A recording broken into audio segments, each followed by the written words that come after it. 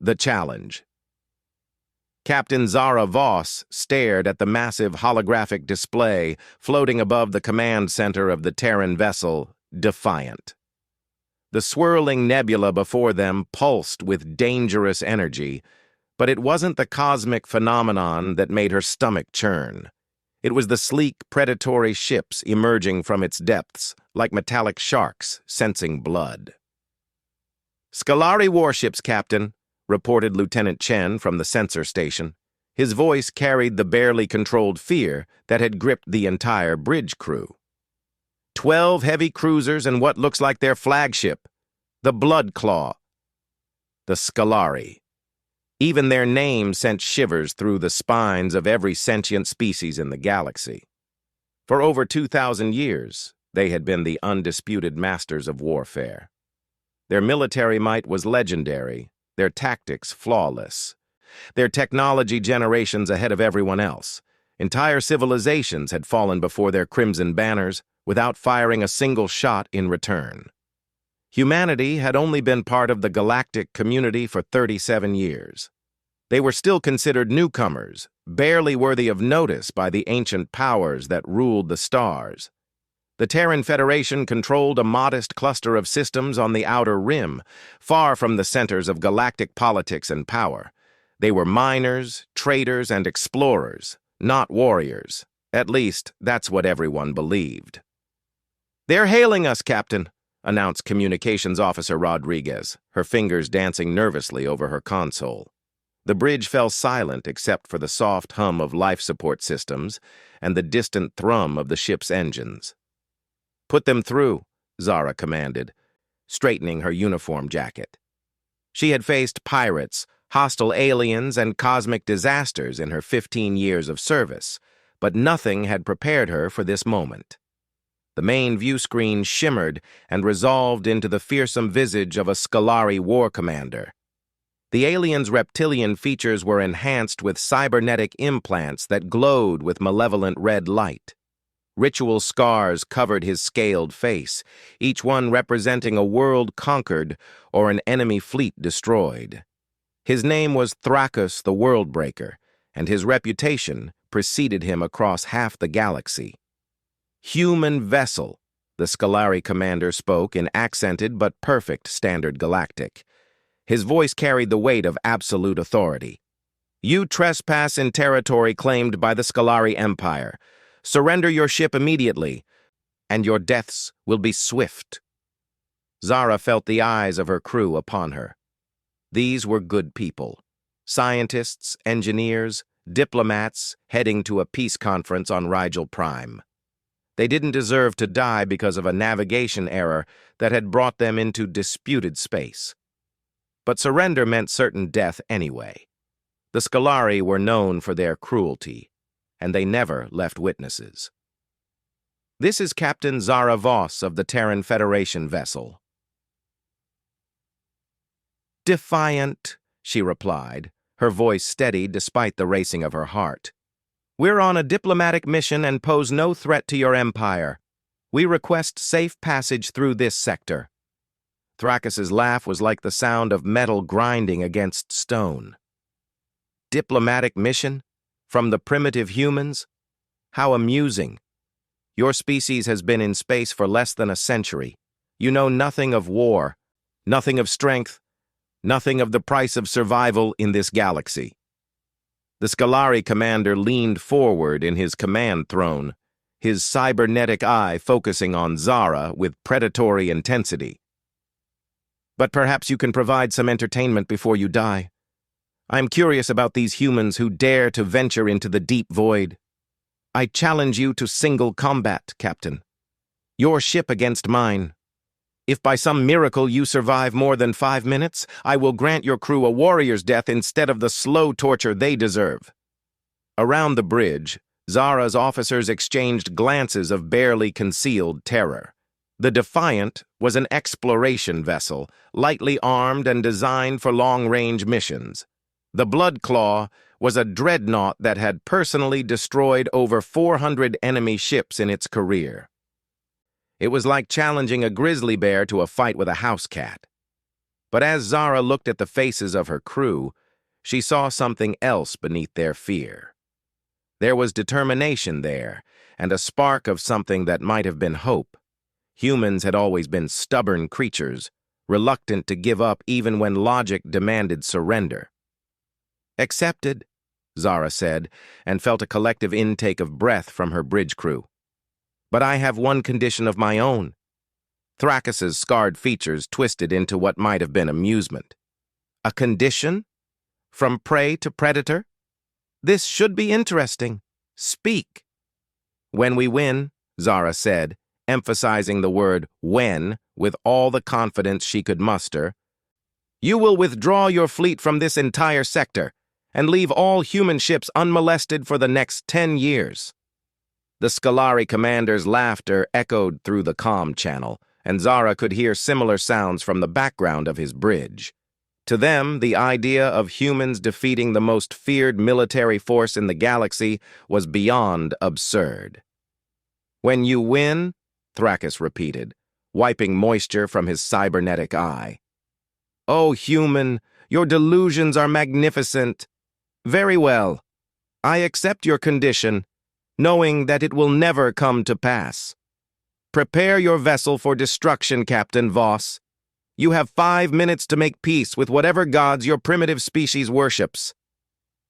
The communication cut off, leaving the bridge in tense silence. Zara turned to face her crew, seeing fear and doubt warring with loyalty in their eyes. She knew what they were thinking. The Scolari had never lost a fleet engagement. Their tactics were studied in military academies across the galaxy as examples of perfect warfare.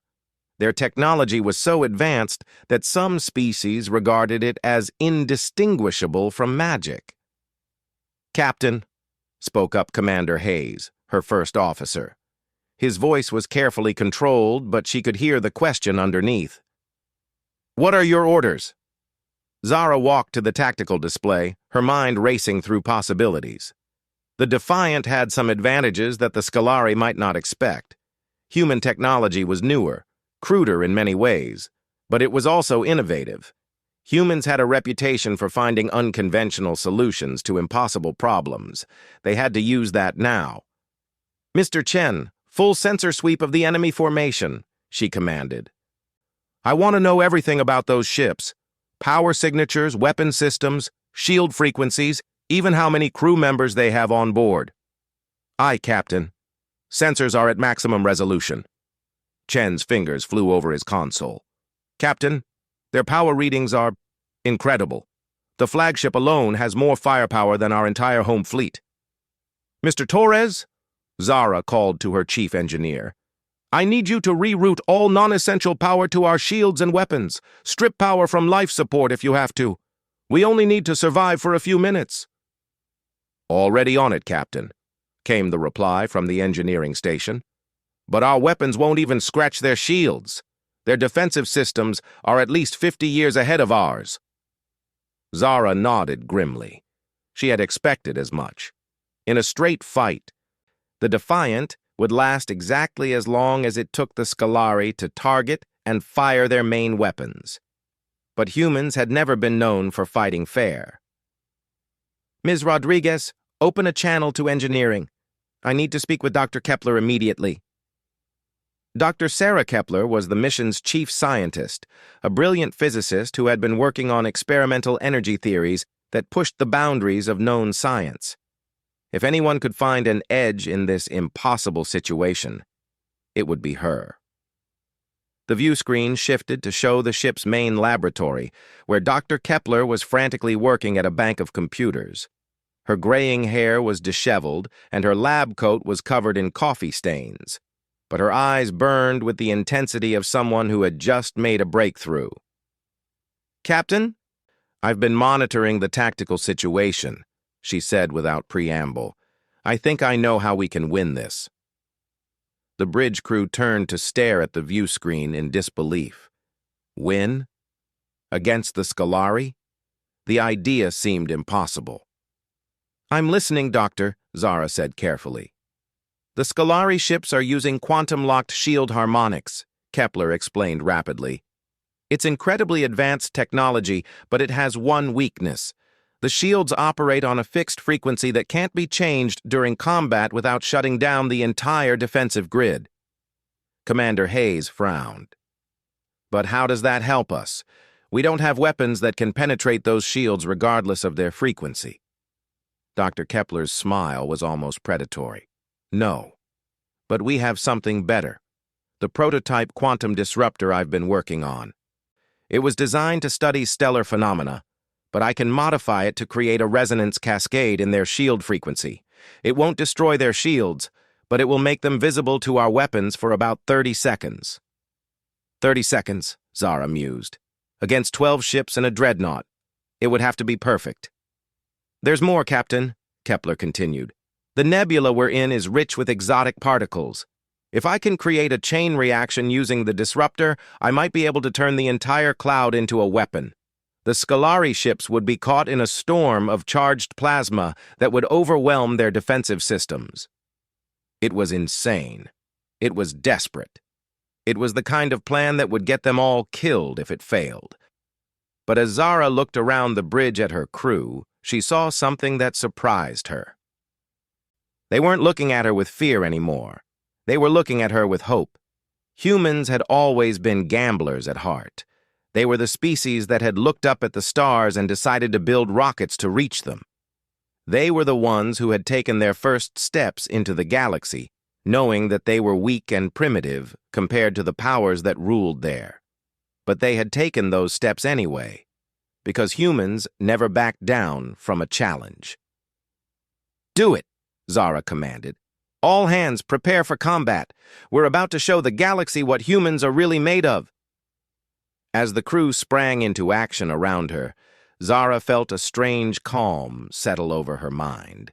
In a few minutes, they would either be dead, or they would have accomplished something that every military expert in the galaxy would say was impossible. Either way, they would face it as humans, stubborn, the battle. The Defiant shuddered as Dr. Kepler's modified quantum disruptor came online. Deep in the ship's laboratory, exotic energies swirled through crystalline matrices that had never been designed for combat applications. The entire vessel hummed with barely contained power as every system was pushed beyond its safety limits.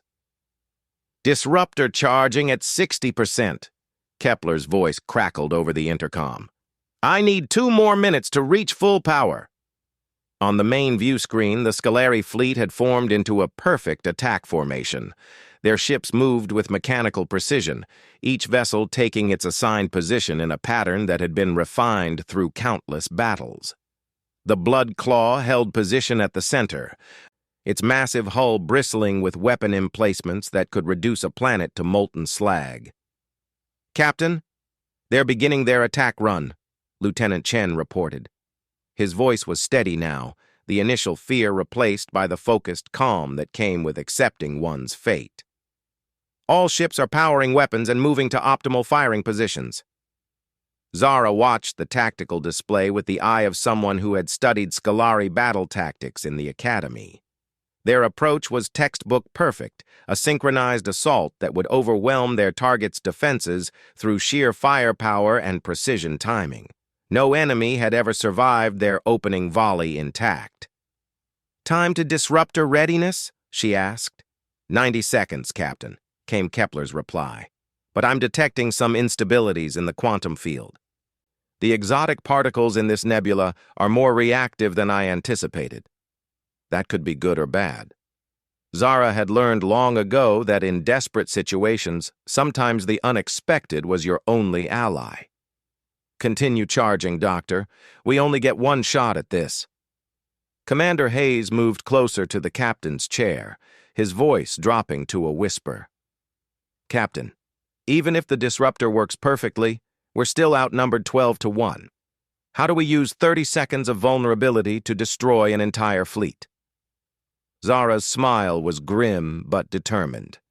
"We don't fight them like Scolari, Commander. We fight them like humans." The view screen erupted in crimson light as the Scolari opened fire. Dozens of energy beams lanced through space, each one capable of vaporizing a lesser ship. The Defiant's shields flared to life, absorbing what damage they could, while the ship's evasive systems threw it into a wild corkscrew pattern that would have made a seasoned pilot sick. "Shields down to 70%, Torres reported from engineering. "They're not even trying yet, Captain. That was just ranging fire." Zara gripped the arms of her chair as another volley shook the ship. The Scolari were toying with them, demonstrating their overwhelming superiority before delivering the killing blow. It was a psychological tactic designed to break enemy morale, and it had worked on countless species before. But humans had always been stubborn about accepting defeat. "Dr. Kepler, status report," Zara called out. 30 seconds to full charge. "Captain, I'm reading some very strange energy patterns in the nebula. The exotic matter here isn't just reactive, it's actively responding to quantum manipulation. I think this cloud might be some kind of dormant stellar nursery." That gave Zara an idea. A terrible, beautiful, utterly insane idea that just might work. "Doctor, what would happen if you overloaded the disruptor instead of using it for a targeted pulse?" There was a long pause before Kepler's voice returned, tinged with scientific excitement. "The quantum cascade would propagate through the entire nebula. Every exotic particle would become a potential energy source. Captain, the chain reaction could turn this entire region of space into a star. A temporary star? Very temporary. Maybe 30 seconds before it collapses back into normal matter. But during that time, the energy output would be—" Kepler's voice trailed off as she ran calculations. "Captain, it would be like detonating a bomb the size of a small sun." Around the bridge, the crew exchanged glances of amazement and terror. They were talking about creating a stellar phenomenon that could be seen from halfway across the galaxy. The energy release would be beyond anything in recorded military history. It would also almost certainly destroy them along with the Scolari. "Survival probability for the Defiant?" Zara asked quietly. "If we're at the epicenter when the reaction begins, 0%. But if we could somehow get outside the immediate blast radius—" Kepler paused for more calculations. "Maybe 15%. The shock wave would still cripple most of our systems." 15%. Those weren't good odds by any reasonable measure, but humans had built their entire civilization on taking chances that other species considered suicidal. They had colonized worlds that should have killed them, built technologies that should have been impossible, and reached for stars that were impossibly far away. "Do it," Zara commanded. "Overload the disruptor and prepare for quantum cascade." "Captain!" Commander Hayes grabbed her arm. "That's essentially a suicide mission. We'll be creating a weapon of mass destruction in the middle of a diplomatic sector." Zara gently removed his hand from her arm.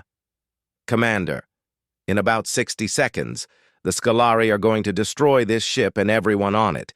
Then they're going to continue their expansion into human space, and millions of people will die." "This isn't just about us anymore." The ship bucked violently as another Scolari volley found its mark. This time, the enemy wasn't holding back.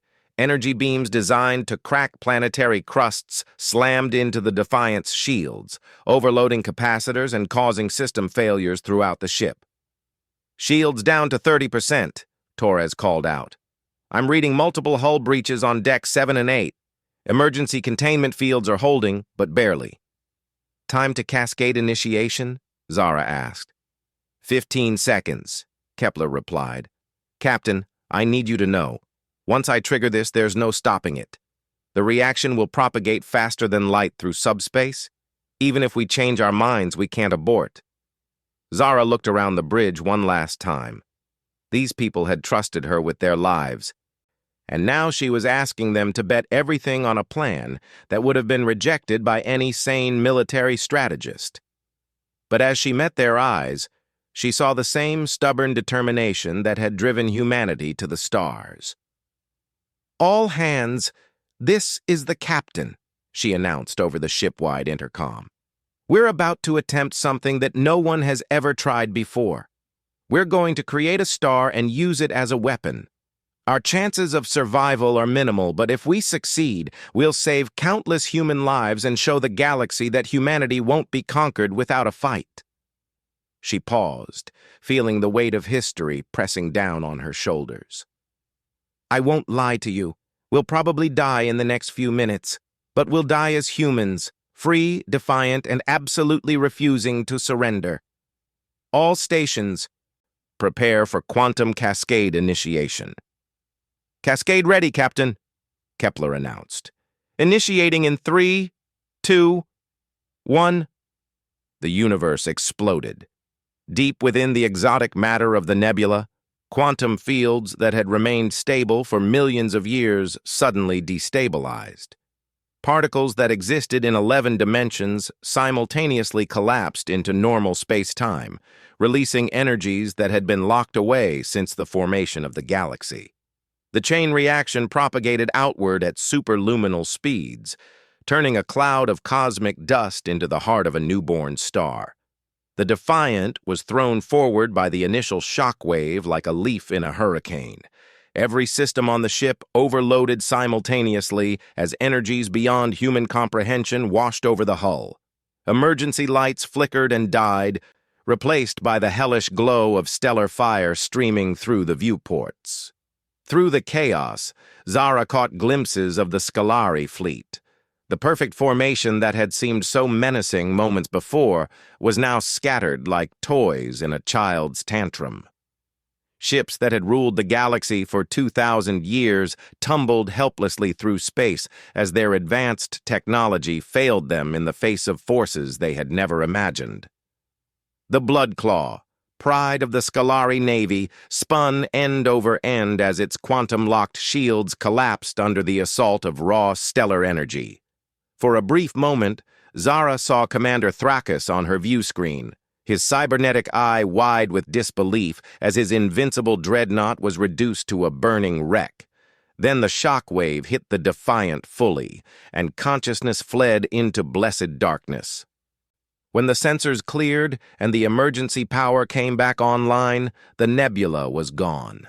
In its place was an expanding ring of superheated plasma that would glow in the visible spectrum for the next 1,000 years.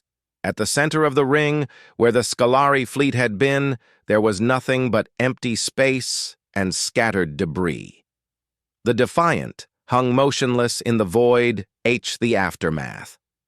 3 days after the battle, rescue ships from the Terran Federation found the Defiant drifting in the outer edges of the expanding plasma field. The exploration vessel was barely recognizable. Her hull was scorched black, entire sections had been torn away by the stellar shock wave, and her engines were completely dead. But she was intact, and her crew was alive. Captain Zara Voss sat in the medical bay of the rescue ship, Aurora, watching news feeds from across the galaxy on a portable display. The destruction of the Scolari fleet had sent shockwaves through galactic civilization that were still rippling outward. For 2,000 years, the galaxy had operated under one simple assumption: the Scolari were invincible. That assumption had just been shattered by a species that most civilizations considered primitive newcomers. "Captain, you have a visitor," announced Dr. Martinez, the Aurora's chief medical officer. Despite his protests, Zara had been confined to the medical bay while her radiation exposure was monitored. The stellar energies that had destroyed the Scolari fleet had also bathed the Defiant in exotic particles that could have long-term effects on human physiology. The visitor was Ambassador Elena Vasquez, the Federation's chief diplomat and one of the most powerful people in human space. She was a small woman with silver hair and intelligent eyes, but Zara had seen her reduce alien dignitaries to stammering confusion with nothing but words and careful reasoning. "Captain Voss," the ambassador said, taking a seat beside the medical bed. "I've just come from an emergency session of the Galactic Council. I thought you should know.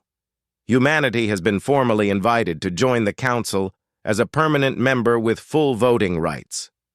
Zara blinked in surprise. The Galactic Council was the governing body for all major spacefaring civilizations. Membership was typically reserved for species that had been in space for at least 500 years and controlled significant territory or resources. Humanity met neither of those criteria.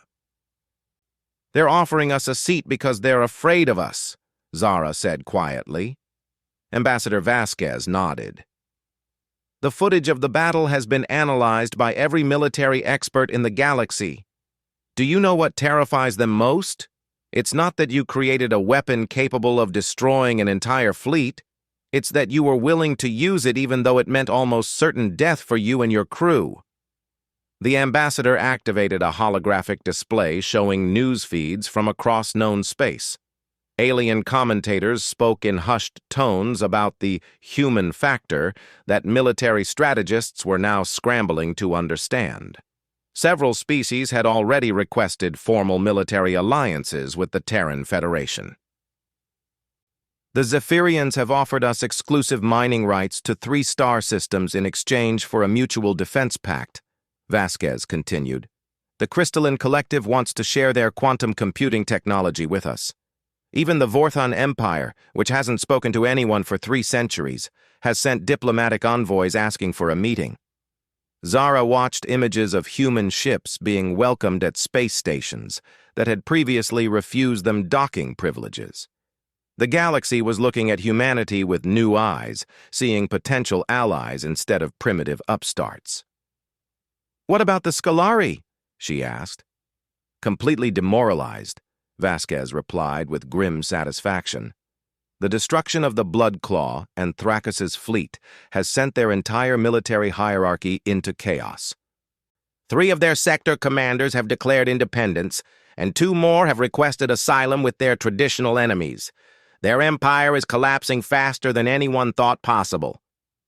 It made sense, Zara reflected. The Scolari had built their entire civilization on the idea that they were superior warriors destined to rule the galaxy. Having that fundamental belief shattered by a species they considered beneath notice would be psychologically devastating. "There's something else," the ambassador added, her voice dropping to a whisper. "Dr. Kepler's analysis of the battle data has revealed something extraordinary. The quantum cascade effect you created didn't just destroy the Scolari fleet, it actually created new exotic matter in the process. Matter with properties we've never seen before." Zara leaned forward, intrigued despite her exhaustion. "What kind of properties?" "The initial reports suggest it might be possible to create stable artificial gravity fields, or even faster-than-light communication networks. Dr. Kepler thinks you might have accidentally stumbled onto the key to technologies that could revolutionize galactic civilization." The irony was almost overwhelming. In trying to survive a desperate battle, they had potentially advanced human science by decades or centuries. The galaxy that had dismissed humanity as primitive newcomers was now begging to share in the knowledge they had gained through sheer stubborn determination. A soft chime indicated an incoming message on the ambassador's personal communicator. She listened for a moment, then smiled. "Captain, the Federation Council has just voted to promote you to Admiral and give you command of our new deep space exploration fleet. They want you to lead humanity's expansion into the galactic core." Admiral Zara Voss. It had a nice ring to it, though she wondered if she was ready for such responsibility. 3 days ago, she had been the captain of an exploration vessel on a routine diplomatic mission. Now she was apparently one of the most famous military commanders in galactic history. "There's one more thing," Ambassador Vasquez said, standing to leave. "The Galactic Council has established a new military doctrine because of your actions. They're calling it the Human Protocol. It's a set of guidelines for dealing with species that might be willing to use weapons of mass destruction in desperate situations." As the ambassador left, Zara turned back to the news feeds. The reports were already calling the battle the miracle of the Vortex Nebula and speculating about what other surprises humanity might have in store for the galaxy. She watched interviews with alien military experts who were trying to understand how a primitive species had managed to defeat the most advanced fleet in known space. They were missing the point, she realized. It wasn't about technology or superior tactics or even luck. It was about something much simpler and much more fundamental to human nature. Humans didn't know when to quit. Every other species in the galaxy had learned to calculate odds, to surrender when defeat was inevitable, to accept their limitations and work within them. But humans had evolved on a world that should have killed them a dozen times over. They had survived ice ages, asteroid impacts, plagues, and wars that should have driven them extinct. They had learned that sometimes the only way to survive was to do something so crazy that no rational being would attempt it. The Scolari had ruled the galaxy through fear and superior firepower, but they had never faced an enemy that was genuinely willing to die rather than surrender. They had never encountered a species that would turn a scientific instrument into a weapon of unimaginable destruction and use it even though it meant almost certain death. A soft knock on the medical bay door interrupted her thoughts. Dr. Kepler entered, carrying a tablet filled with scientific data and wearing the expression of someone who had just made a discovery that would change everything. "Admiral," the scientist said, apparently already aware of Zara's promotion. "I finished my analysis of the quantum cascade effect. You need to see this." The tablet displayed a three-dimensional model of the exotic matter created during the battle. It pulsed with internal energies that seemed to follow patterns that human science had never observed before. This matter exists in a quantum superposition that allows it to interact with multiple dimensions simultaneously, Kepler explained. If we can learn to manipulate it, we could create technologies that make our current science look like stone tools. Instantaneous communication across galactic distances, manipulation of gravity on a planetary scale, even the possibility of accessing parallel dimensions. Zara studied the data, trying to understand the implications. "Doctor, are you telling me that our desperate gamble might have given humanity the keys to technologies beyond anything the galaxy has ever seen?" "That's exactly what I'm telling you, Admiral. The galaxy challenged us to a fight, and we didn't just win. We accidentally revolutionized the fundamental laws of physics in the process." Through the viewport of the medical bay, Zara could see the expanding plasma field where the battle had taken place. It glowed with the light of newborn stars, a permanent reminder that sometimes the most impossible victories came from the willingness to attempt the most impossible plans. The galaxy had thought they knew what humans were capable of. They had seen humanity as weak newcomers, suitable for mining asteroids and conducting peaceful trade missions. They had never imagined that when pushed to the brink of extinction, humans would respond by creating weapons that could reshape reality itself. Now the galaxy was learning what every human child discovered in their first history lesson. Never underestimate a species that climbed down from the trees, looked up at the stars, and decided that they belonged out there among them. The Scolari Empire was collapsing. The Galactic Council was offering humanity a permanent seat at the table of galactic power. And human scientists had just unlocked technologies that could change the fundamental nature of civilization itself. All because one human captain had refused to surrender when surrender was the only logical option. As Admiral Zara Voss prepared to take command of humanity's new deep space fleet, she couldn't help but smile. The galaxy had challenged them to a fight, and humanity had responded with their greatest weapon, the absolute refusal to accept defeat. The stars themselves would never be the same, her hull scarred and her systems barely functional. But she was alive, and so was her crew. Against all odds, against all logic, they had survived the birth of a star. More importantly, they had done the impossible. They had defeated the Scolari, innovative and utterly unwilling to surrender. The Scolari had ruled the galaxy through fear and superior firepower for 2 millennia. They were about to learn that there were some forces in the universe that couldn't be conquered through strength alone. The countdown timer on the main display showed 4 minutes and 37 seconds remaining.